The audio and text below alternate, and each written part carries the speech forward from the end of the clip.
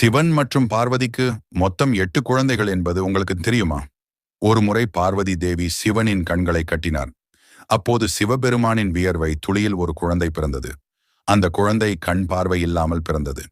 அப்போது ஹிரண்யக்ஷா என்னும் மன்னன் சிவனிடம் குழந்தை வரம் கேட்க தன் வியர்வையால் உருவான குழந்தையை கொடுத்தார். இந்த குழந்தை பெயர் அந்தஹா.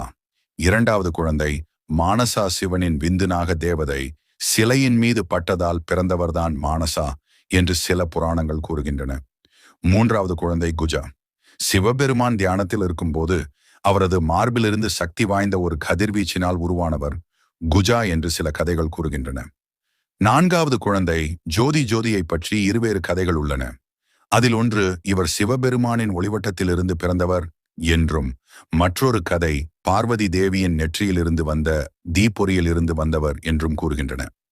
ஐந்தாவது குழந்தை ஐயப்பன்.